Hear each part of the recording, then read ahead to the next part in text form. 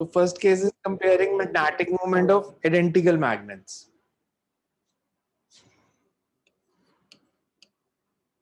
Comparing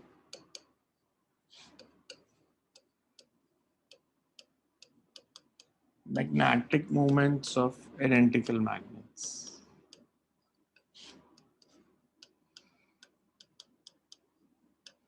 Identical size and dimensions में identical magnets मतलब same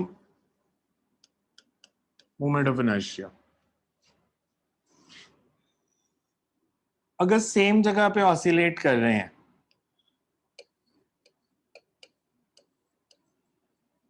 मतलब same location, if oscillating at same location,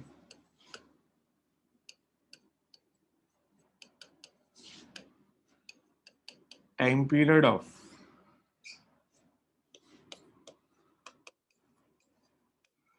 magnets will be, अगर एक का टाइम पीरियड में लिखता हूं t1 is equals to second magnet के लिए it would be, because I और BH तो सेम है, मोमेंट ऑफ इनर्शिया सेम ले लिया, तो we can say implies m1 upon m2 will be equals to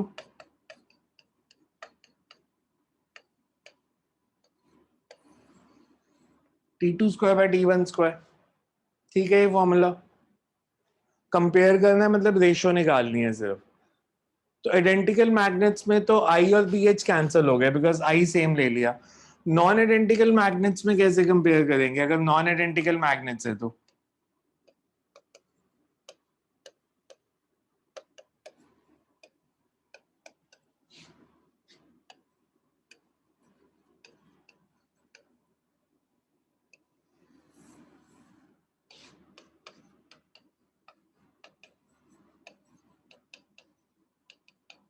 different moment of inertia, इसमें कैसे कंपेयर कर सकते हैं?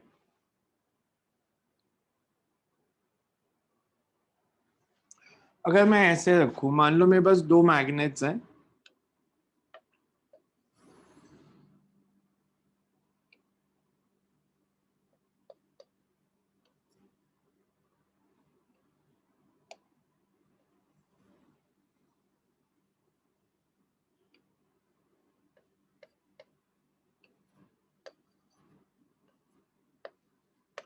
दोनों की मैग्नेटिक मोमेंट ऐड होगी या नहीं अगर एक के ऊपर दूसरी रख दी या सब्ट्रैक्ट होगी? टोटल मैग्नेटिक मोमेंट इस सिस्टम की ऐड होगी m1 प्लस m2. अच्छा, इसी को ही अगर मैं ऐसे रखता,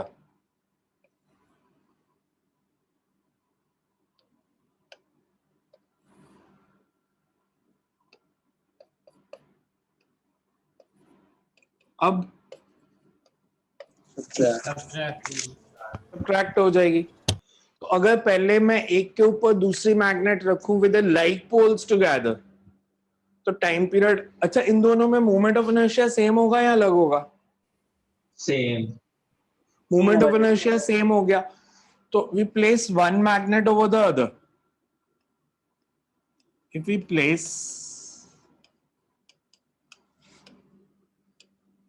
one magnet over other, because moment of inertia तो सिर्फ साइज पे डिपेंड करता है और मास पे. one magnet over the other such that like poles are together. तो टाइम पीरियड का फॉर्मूला क्या लिखूंगा मैं? t इज इक्वल्स टू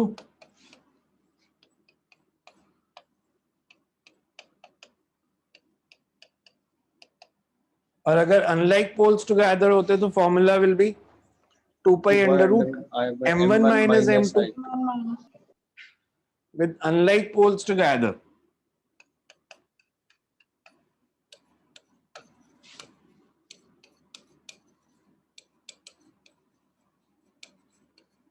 मतलब ये इसका फॉर्मूला हो गया.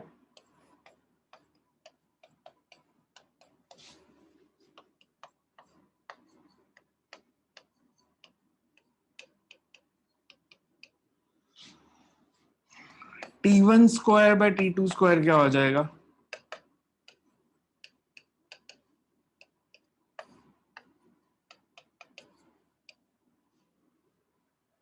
m1 minus m2 upon m1 plus m2। अब यहाँ तो क्रॉस मल्टीप्लाई करके सॉल्व कर दो, या कंपोनेंडो डिविडेंडो लगा सकते हो। यहाँ आप सिंपल क्रॉस मल्टीप्लाई करके भी सॉल्व कर सकते हो।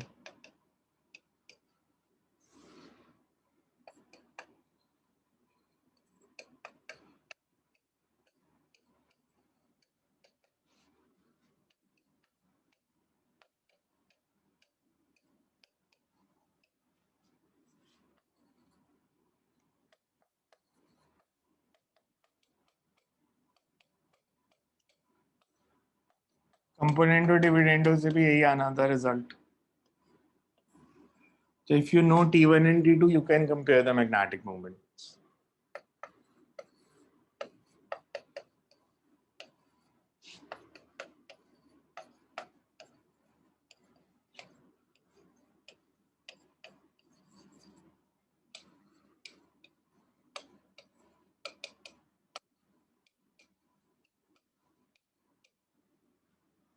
देखो ये क्लियर है सबको कैसे किया है? सर इन दोनों मैग्नेट्स का साइज सेम है? नहीं, अलग भी हो तो दोनों का मिला के मोमेंट ऑफ इनर्शिया तो सेम ही आएगा ना। ठीक है सर। साइज सेम जरूरी होना थोड़ी है, एक के ऊपर दूसरी रखी तो आई तो सेम ही आ जाएगा। सब ये अर्थ की मैग्नेटिक फील्ड के लिए क्या चीज? BH अर्थ की मैग्नेटिक फील्ड के लिए अर्थ के मैग्नेटिक फील्ड का हॉरिजॉन्टल कंपोनेंट सिर्फ, बिकॉज हॉरिजॉन्टल कंपोनेंट के कारण ही वो टॉर्क लगता है ना। ओके सर इसके रिलेटेड क्वेश्चन आते हैं बोर्ड में न्यूमेरिकल? बोर्ड पे नहीं आएंगे, बोर्ड के सिलेबस में नहीं है ये। सर थोड़ा ऊपर कर दो। कंपटीशन में इसी पे ही आते हैं, बोर्ड में ये नहीं आएंगे। कंपटीशन के भी सिलेबस में नहीं है, बस फिर भी इस पे क्वेश्चन आते हैं हर साल। यहीं तक के और ऊपर करूं? थोड़ा और हेडिंग हेडिंग। Yes sir.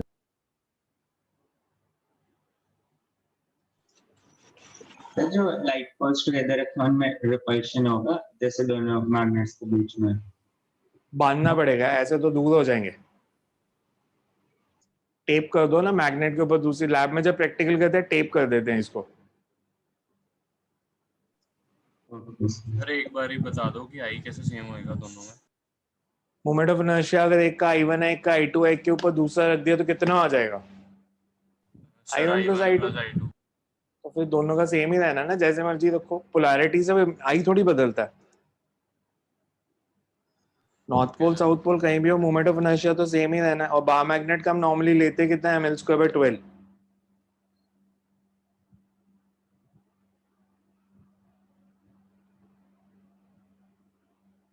सही यूनिट कितना रह गया और? क्या सही यूनिट कितने दिन का रह गया और? तो जल्दी है सिलेबस खत्म करने की? नहीं सर वैसे पूछ रहा है। खत्म हो जाएगा आज। जल्दी हो तो मेरे को बता देना, मैं जल्दी भी करा दूंगा। नहीं नहीं सर जल्दी नहीं। अब तो क्रैश कोर्स का कंसेप्ट नहीं रहा, पहले क्रैश कोर्स होते थे बोर्ड एग्जाम्स के बाद। 10 दिन का, 15 दिन का, और हम 15 दिन में +1 +2 का सारा सिलेबस करा देते थे, दोनों क्लासेस का। और सारे चैप्टर्स के टेस्ट भी हो जाते थे। तो टीचर्स उसको कैश क्रॉप बोलते थे कि ये कैश क्रॉप है, 15 दिन का बैच है, 5,000 रुपए फीस है। आप क्या पढ़ाते हो आपको खुद नहीं पता, बच्चों को पता नहीं क्या समझ आता होगा कि अगर 15 दिन में +1 +2 दोनों करा देनी है। सर पूरा दिन क्लास लगती है सुबह से नहीं जी नहीं, बस 1.5 घंटे की, सर 1.5 जल्दी आवर की कैसे हो क्लास, सकता है? उसमें रोज टेस्ट भी होना है। तो 1 घंटा पढ़ाते थे। जैसे इलेक्ट्रोस्टैटिक्स मान लो मैंने आज शुरू किया, आज उसकी थ्योरी बता देनी है, कल उसकी असाइनमेंट, परसों उसका टेस्ट। पर जिस दिन मैं इलेक्ट्रोस्टैटिक्स की थ्योरी बताऊंगा उस दिन पहले वाले मतलब वेव्स का टेस्ट भी उसी दिन होगा, और साथ में किसी और चैप्टर के एमसीक्यूज भी होंगे। तो डेली यही कंसेप्ट होता था, एक चैप्टर के सिनॉप्सिस, एक चैप्टर की असाइनमेंट, एक चैप्टर का टेस्ट, और 10 दिन में सिलेबस खत्म पूरी +1 +2 का। इसीलिए तो हम उसको कैश क्रॉप बोलते थे। लोकल स्टूडेंट्स तो उसमें लेते ही नहीं थे, जलंधर के बच्चों को तो मना ही कर देते थे कि फायदा नहीं है इसमें, मत आओ। बहुत सारे बच्चे आते थे जो बाहर के हैं, नकोदर के, नवाशहर के, आसपास के, मतलब गांव से। अराउंड 10 साल पुरानी बात बता रहा हूँ, उसमें होता क्या था। फिर वो अभी क्रैश कोर्स चल ही रहा होता था, तो पंजाब बोर्ड का रिजल्ट आ जाता था। नेक्स्ट डे 70% बच्चे क्लास में आते नहीं थे क्योंकि +2 में फेल हो गए, तो इसलिए बैच बीच में ही छोड़ दिया। तो उस तरह का बैच होता था, मतलब आसपास के जितने से 30-40 किलोमीटर्स का एरिया, यहाँ के सारे नालायक बच्चे उन बैचेस में होते थे। यहाँ मेरे पास भी, नॉलेज कैंपस में भी, हर जगह वही इकट्ठे हुए होते थे, जिनको कुछ भी नहीं पता। मतलब वैसे वो +2 करके आए हैं, उनको इलेक्ट्रिक फील्ड की डेफिनेशन पूछ लो वो भी नहीं आती, पर आप इलेक्ट्रोस्टैटिक्स का टेस्ट लो, सिनॉप्सिस कराओ, आ गया समझ? हाँ, सब समझ आ गया उनको। अब वो कंसेप्ट बंद हो गया बिकॉज अब जेई मेंस पहले ही हो जाता है, जनवरी में शुरू हो जाते हैं, इसलिए अब वो क्रैश कोर्स वाले बैचेस नहीं होते अब किसी के।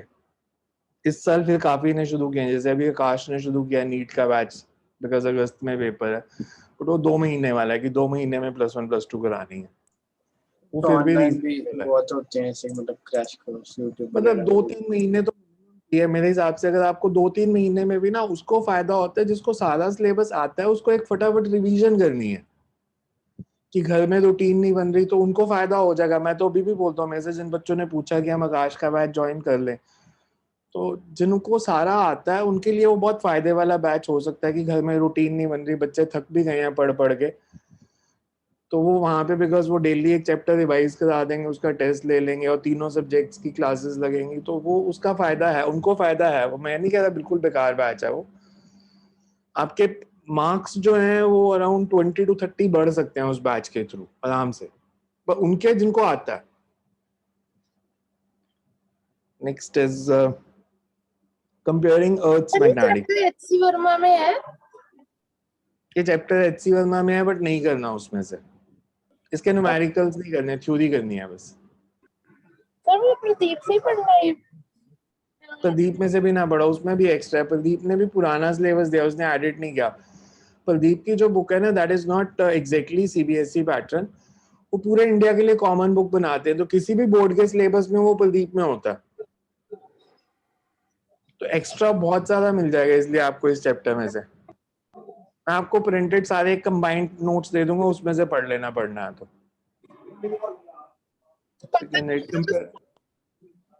Comparing Earth's magnetic field at two places. Comparing Earth's magnetic field at two places. If BH1 and BH2b, if BH1 and BH2b, horizontal component of Earth's magnetic field, then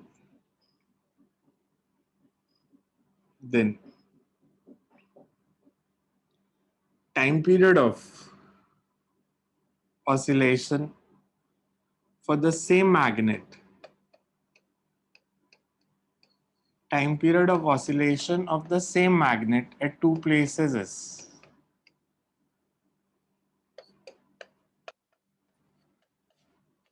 अब आई और M same है और B H different है, दो अलग अलग जगह पे टाइम पीरियड निकाल रहे हैं, तो we can say that BH1 by BH2 will B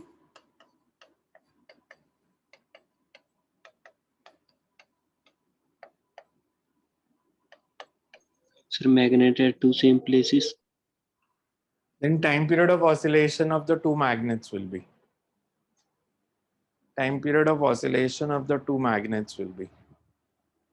so BH1 by BH2 is equal to T2 square by T1 square.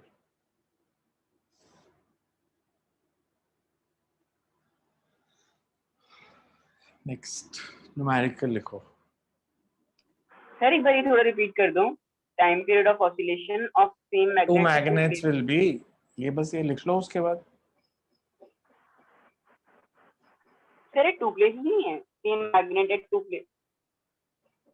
Same magnet है टू प्लेस है ना, तो आई और एम तो सेम ही आएगा ना, BH1 BH2 डिफरेंट आएगा बस।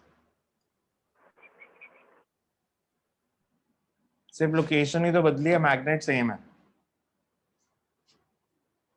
Right A numerical. Current I flows along straight wire. Current I flows along a straight wire terminating at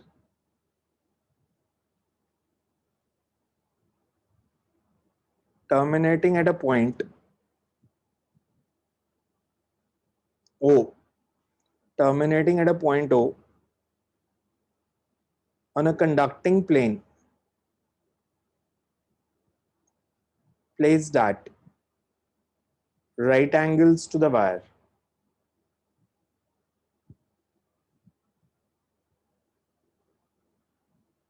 The current spreads uniformly all over the plane.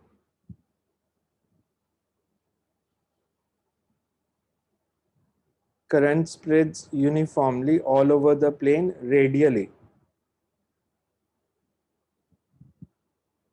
Find magnetic induction.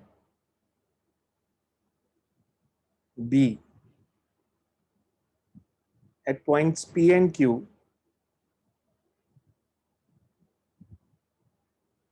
above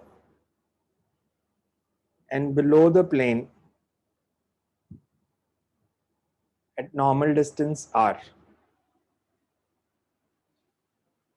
At normal distance R.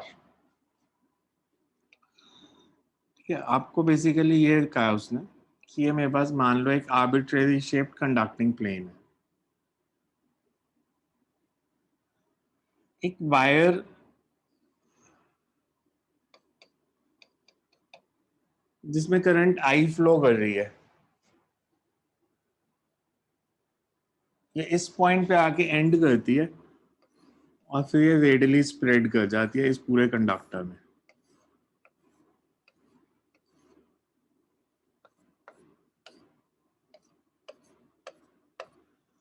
हमें magnetic field बताना है P पे above this plane and at Q below this plane. मतलब 3D figure की ऐसे में बस अगर कंडक्टिंग प्लेन है, करंट ऐसे आके यहाँ पे आके एंड की, फिर इस प्लेन में स्प्रेड कर गई रेडियली, तो इस प्लेन से R डिस्टेंस ऊपर और R डिस्टेंस नीचे मैग्नेटिक फील्ड बताना है. क्वेश्चन समझ आ गया सबको? पूछा क्या, ये समझ आया? Yes, sir. तो ये मेरा कंडक्टिंग प्लेन है हाथ, ये पेन को समझ लो, ये करंट है इन्फिनिटी से आ रही है और ये यहाँ पे आके एंड कर गई और फिर इस कंडक्टर में स्प्रेड कर गई, तो इसके R डिस्टेंस, हाथ से R डिस्टेंस ऊपर और R डिस्टेंस नीचे मैग्नेटिक फील्ड.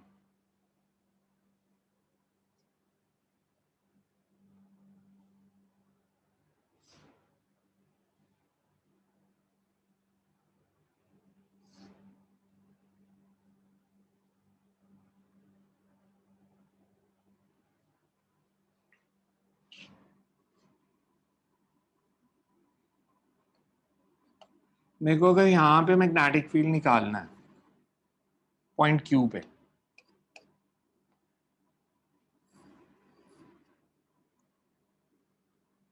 अगर ये एम्पियर्स लूप लूं तो इसमें से करंट कितनी फ्लो कर रही है? 0. तो मैग्नेटिक फील्ड कितना हो जाएगा? 0. 0. 0. तो Q पे तो 0. सिमिलरली P पे निकाल दो. Normal distance R, normal distance R का था, मतलब सॉरी ये R नहीं है, मैं नॉर्मल डिस्टेंस R का, ये R है, वायर से डिस्टेंस R, यहाँ पे नहीं, यहाँ पे. तो ये amperes loop, current through amperes loop कितनी? I. For point P.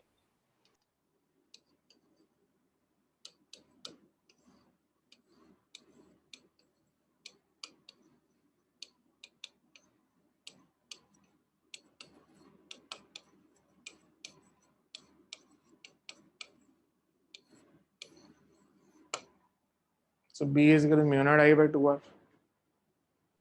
Sir normal distance मतलब है नॉर्मल यहाँ पर? डिस्टेंस मतलब वायर से परपेंडिकुलर डिस्टेंस आर। सही है, प्लेन की वजह से कुछ फर्क ही नहीं पड़ रहा, मतलब बिकॉज एम्पियर्स लॉ यही था कि करंट थ्रू द लूप देखने इंपॉर्टेंट है। जैसे गॉस लॉ में था बार वाले चार्जेस से कोई फर्क नहीं पड़ता इलेक्ट्रिक फील्ड को, तो ऐसे ही लूप के बाहर जो करंट फ्लो कर रही है उससे मैग्नेटिक फील्ड में चेंज नहीं आएगा, क्योंकि वो सिमेट्रिकली इस तरह से बनेगा कि वो कैंसिल आउट हो जाएंगे सारे। तो सिर्फ करंट थ्रू द लूप ही देखनी पड़ेगी आपको। Okay sir. Next right, a positive charge q and mass m. A positive charge q and mass m is released from origin in a coordinate system. Positive charge q and mass m is released from origin in a coordinate system where uniform electric field E naught j cap and magnetic field B naught k cap exist.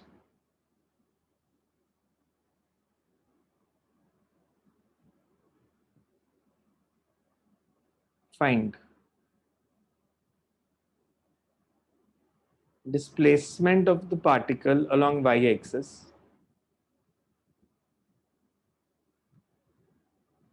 find displacement of the particle along y-axis when its velocity becomes perpendicular to the electric field. Find displacement of the particle along y-axis when its velocity becomes perpendicular to the electric field.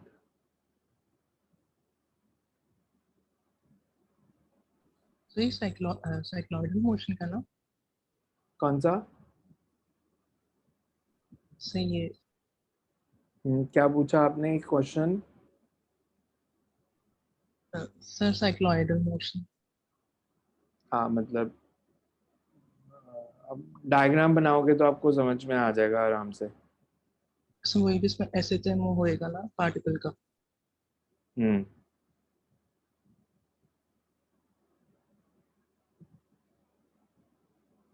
हमने बताना है velocity when it becomes perpendicular to electric field. Sir magnetic field की क्या value थी? Magnetic field is B naught K cap. Means magnetic field is along Z axis, electric field is along Y axis.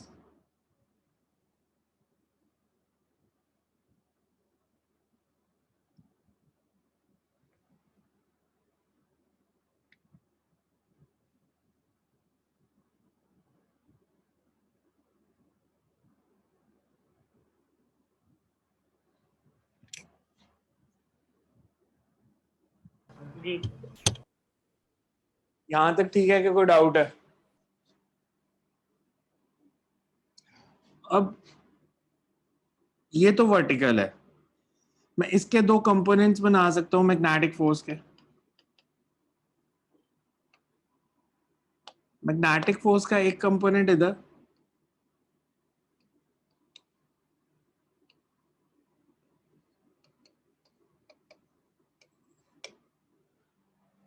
F M x और F M Y. Clear है ये? Yes अगर ये angle मैं theta लेता हूं तो F M access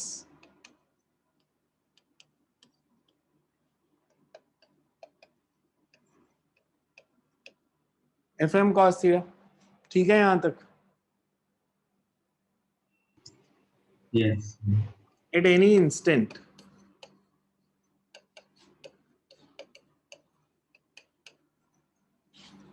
when velocity makes an angle theta with x-axis,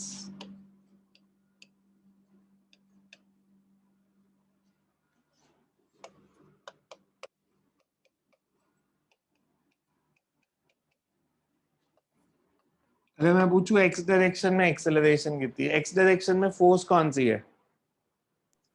FM sine sine theta.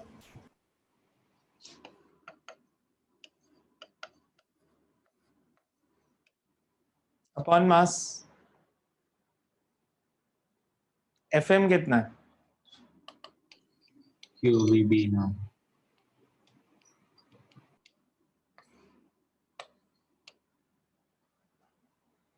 ठीक है, मैं इसको ऐसे लिख दूं, B not,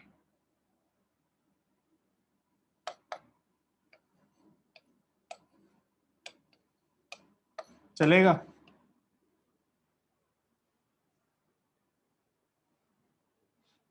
because B sine theta क्या होगा?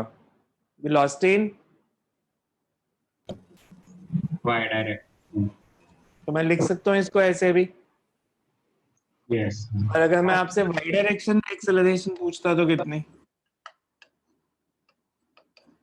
Q E naught minus F M cos theta by M means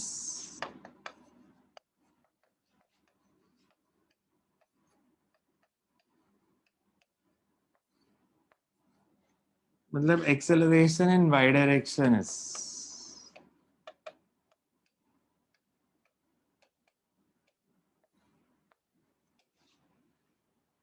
यहां तक देखो, पहले आ रहा है समझ? क्लियर है? Yes.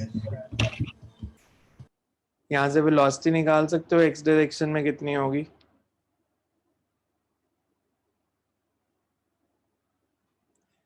इस इक्वेशन में कुछ खास नजर आ रहा है?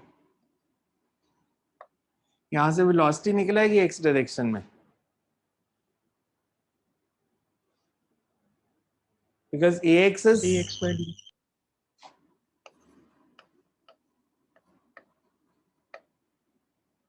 dvx by dt।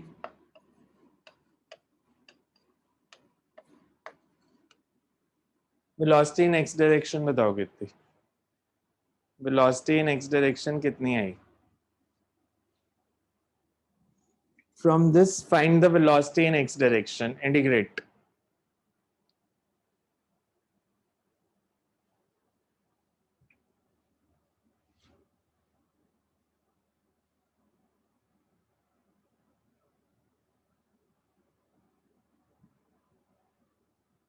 vx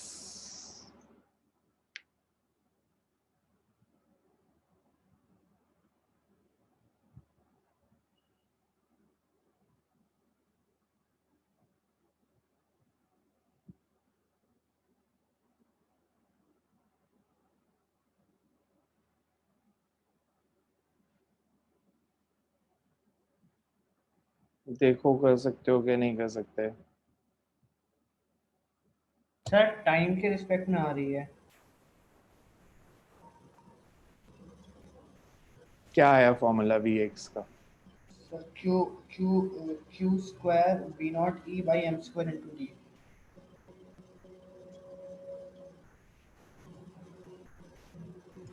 sir जैसे ax और ay मिल गया तो जैसे dvx by dt और dvy by dt मिल गया तो फिर उन्हें डिवाइड कर सकते हैं।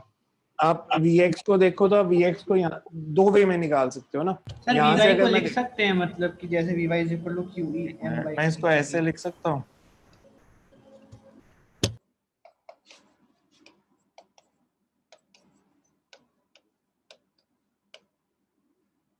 लिख सकता हूँ ना इस इक्वेशन को ऐसे भी।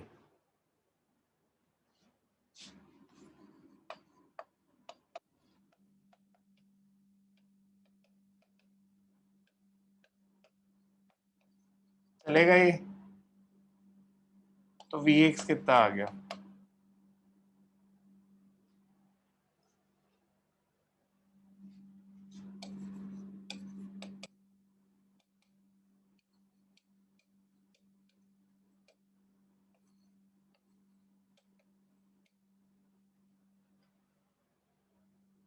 ठीक है, ये equation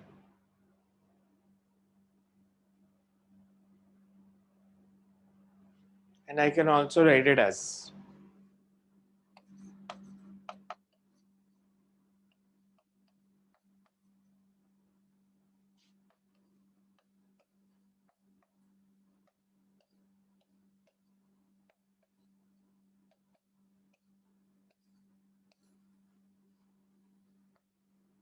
this is velocity in x direction at any time.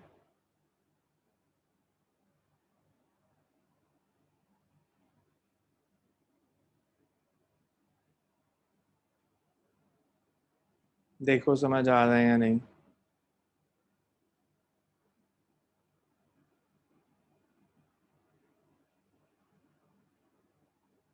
यहाँ तक देखो समझ आया?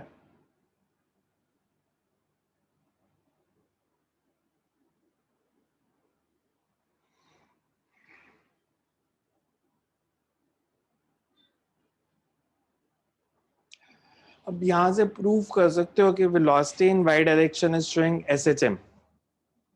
Velocity in y direction is showing SHM.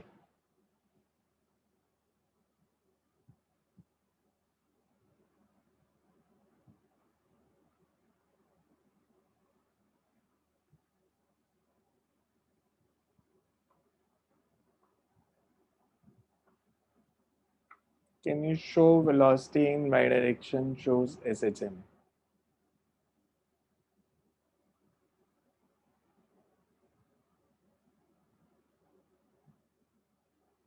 हो गया अब तो प्रूव. लविश तो शुरू में बता रहा. लविश कैसे करेंगे? If you have to show that velocity in y direction shows simple harmonic motion, कि ऐसे oscillate करेगी Vy. ऐसे वही जनरल इक्वेशन शो कर देंगे कि वो d2 vy² dt² और तो आपको बेसिकली शो करना है d² Vy by dt² plus some constant into Vy is equal to 0. तो ये आपके लिए होमवर्क हो गया. आपको ये प्रूव करना है यहाँ से, बिकॉज उसके आगे तभी सॉल्व होगा.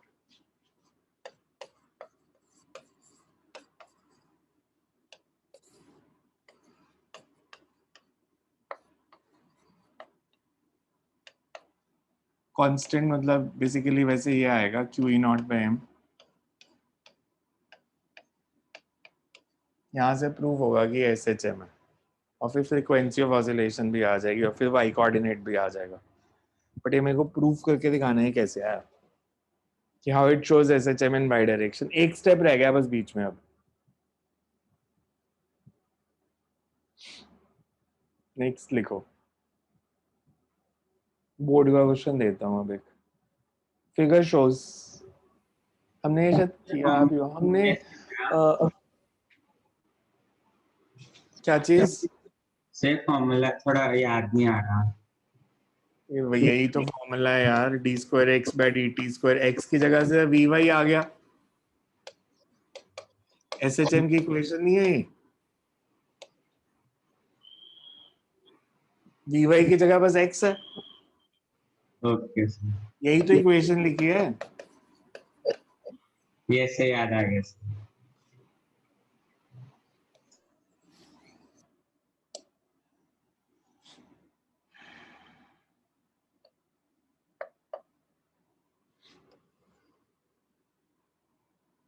हमने शायद ये क्वेश्चन ऐसा किया था. एक मेरे को बता देना किया हो तो.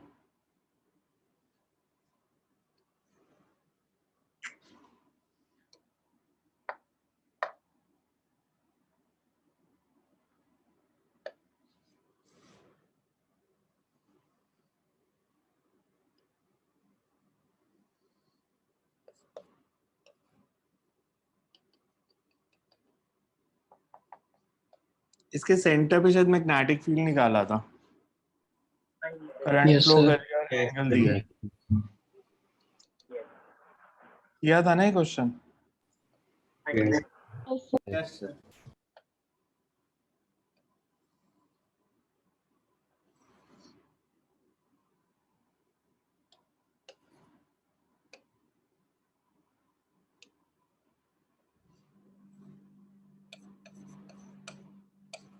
रेडियस आर है, करंट आई है.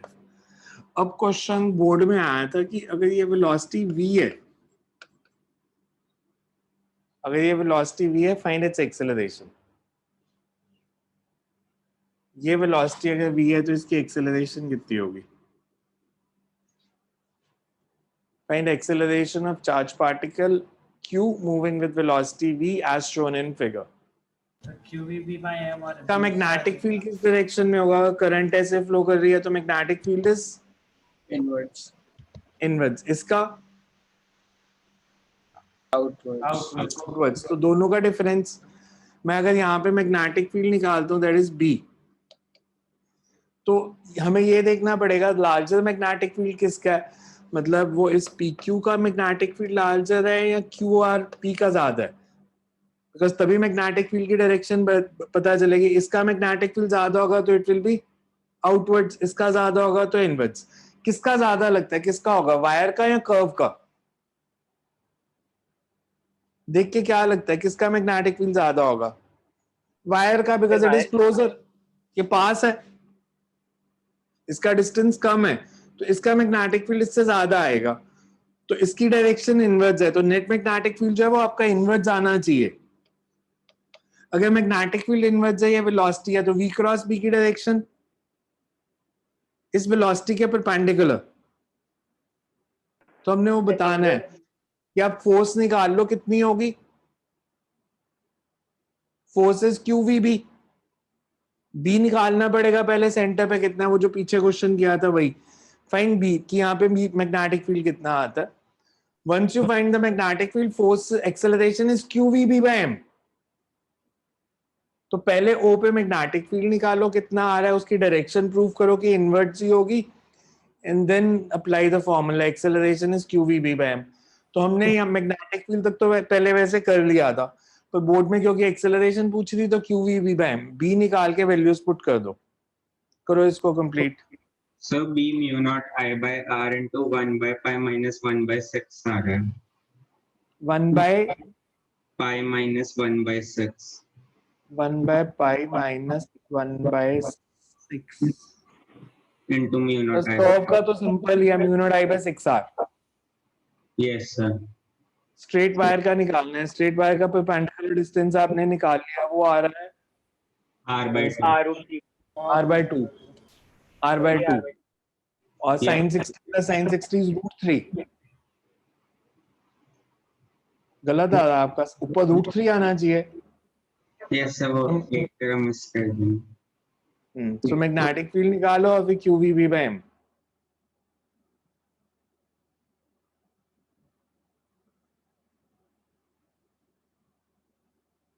और डायरेक्शन बतानी होगी तो परपेंडिकुलर टू द वेलोसिटी।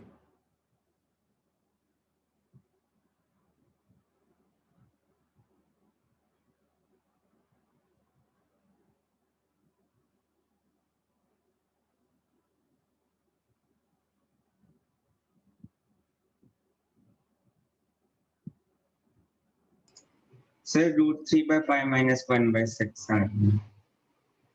तो Q V B by M कर दो फिर। Yes. फिर से परपेंडिकुलर डिस्टेंस क्या आया था? a by 2, r by 2, 60 का एंगल बन रहा है ना, तो r by 2 ही आएगा, बिकॉज एंगल 60 बन रहा है तो perpendicular is half of hypotenuse, so base.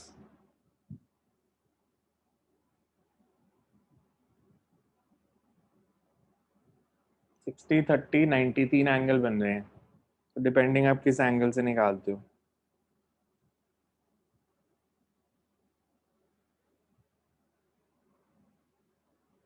Because अगर पहले मैं सर्कल का तो सिंपल ही है, सर्कुलर आर्क का, तो सर्कुलर आर्क मतलब 120 डिग्री मतलब 1/3 of circle.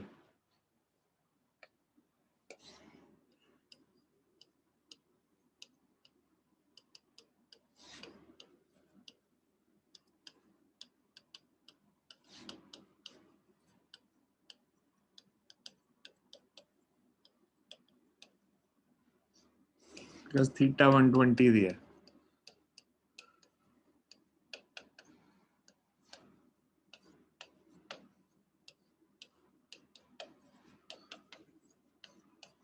So mu naught I by 6r and direction is perpendicular outwards.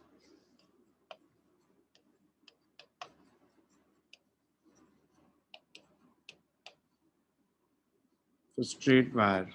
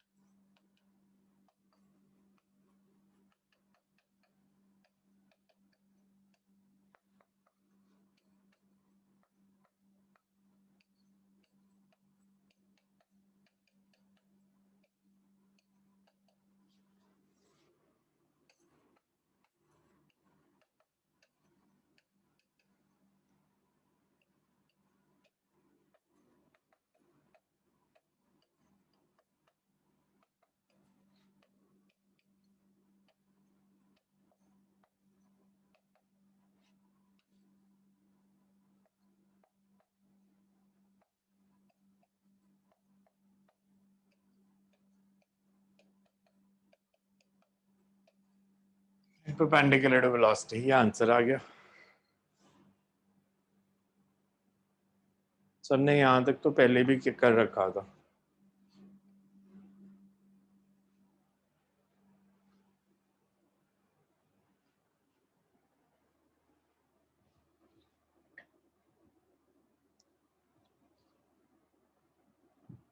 Next,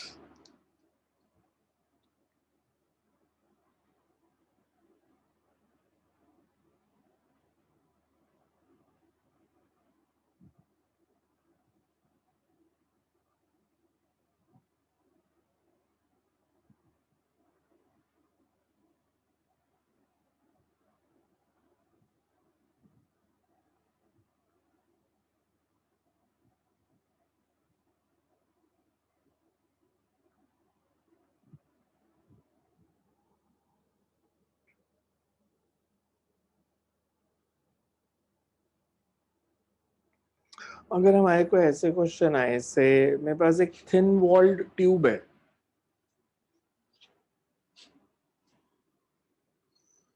ring नहीं है, इट्स अ ट्यूब।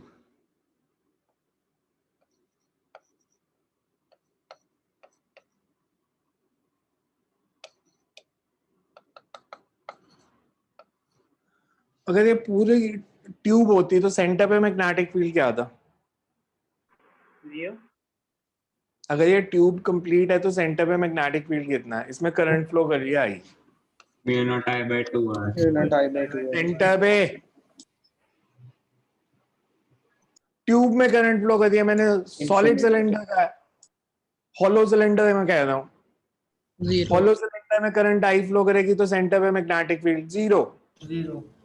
तो अब मैं कह रहा हूँ कि हॉलो सिलेंडर में करंट फ्लो कर रही है, पर इसका ये थोड़ा सा स्लिट है, ये गैप है एच का, तो सेंटर पे मैग्नेटिक फील्ड कितना होगा?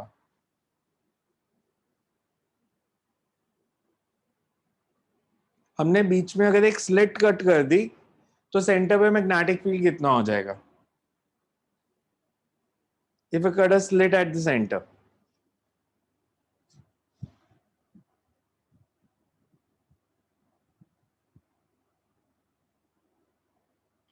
बेसिकली 0 क्यों आ रहा था? 0 आ रहा था बिकॉज सिमेट्रिकली वो कैंसल आउट हो रहा था। अभी भी इस पार्ट के मैग्नेटिक फील्ड को ये पार्ट कैंसल आउट कर देगा। तो अगर इसका मैग्नेट बताना ये करंट मिसिंग है तो सिर्फ इसका मैग्नेटिक फील्ड ही निकालना, ये कैंसल नहीं हुआ। अब ये वाले पार्ट का मैग्नेटिक फील्ड इसने कैंसिल कर दिया, तो इसका मैग्नेटिक फील्ड कितना होगा? अगर इस छोटे से पार्ट में करंट फ्लो कर रही है आई या I1, तो इसका मैग्नेटिक फील्ड कितना होगा सेंटर पे?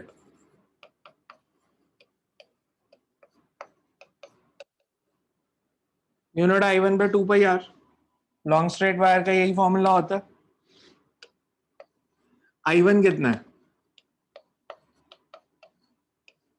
I by 2 pi r into h। तो ये आंसर है।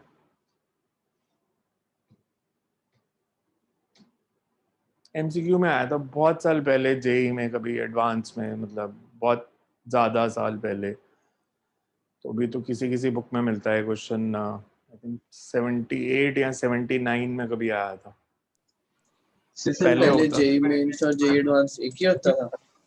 नहीं, पहले डिफरेंट पेपर होते थे। आईआईटी के पैटर्न बदलते रहे हैं। आईआईटी पहले एक स्टेज आई जब स्क्रीनिंग मेंस होने शुरू हुए, दिसंबर में स्क्रीनिंग होता था, जो पास होगा वो एडवांस का पेपर देगा। बट आईआईटी जो मेजॉरिटी ऑफ द टाइम रहा, मतलब शुरू से जब से आईआईटी शुरू हुए थे 60s तक तो फर्स्ट कम फर्स्ट सर्व पे एडमिशन थी। मतलब 1961-62 तक तो ये था कि जिसके पास फीस है वो एडमिशन ले ले, जो पहले आएगा उसको दे देंगे।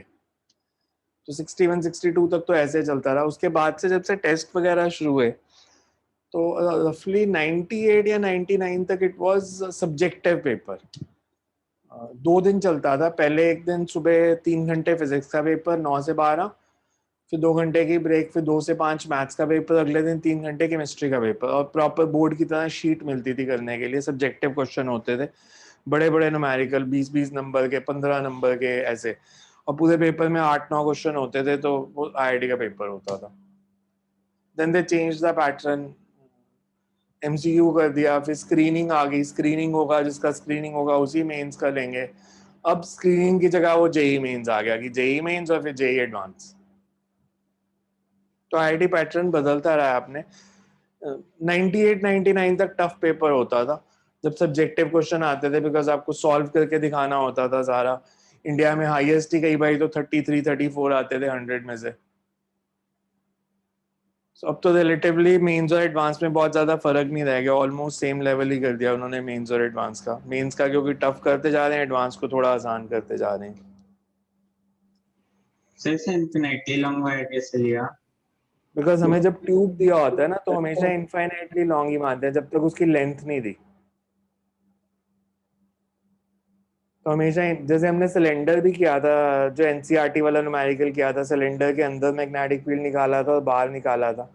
उसमें भी इस assumption के साथ निकाला था ना कि वो इनफाइनाइटली लॉन्ग सिलेंडर है. मतलब इनफाइनाइटली लॉन्ग का मतलब है कि हम रेडियस को स्मॉल मान रहे हैं as compare to length. Because अगर नहीं मानेंगे तो क्या प्रॉब्लम आएगी? ऐसे मैग्नेटिक फील्ड यूनिफॉर्म आ जाएगा, एट सेम डिस्टेंस हमेशा मैग्नेटिक फील्ड सेम आएगा. बट अगर आप सिलेंडर की लेंथ को कंसिडर करना शुरू कर दोगे इनफाइनाइट की जगह, तो फिर तो हर पॉइंट पे अलग अलग मैग्नेटिक फील्ड आ जाएगा. फिर सेम नहीं हो सकता ना. अगर मैं एक वायर की लेंथ मान लेता हूँ, अगर मैं इसकी लेंथ ले लेता हूँ, तो इस पॉइंट पे, इस पॉइंट पे, इन सब पॉइंट्स पे मैग्नेटिक फील्ड की डिफरेंट वैल्यू आएगी. वो θ1 θ2 पर डिपेंडेंट हो जाएगी. यस ठीक है. इसलिए इनफाइनाइट मान के सॉल्व करते हैं. सो नेक्स्ट टाइम करते हैं इसके आगे, और संडे को इसी का टेस्ट रखेंगे, मैग्नेटिक का ही. सब्जेक्टिव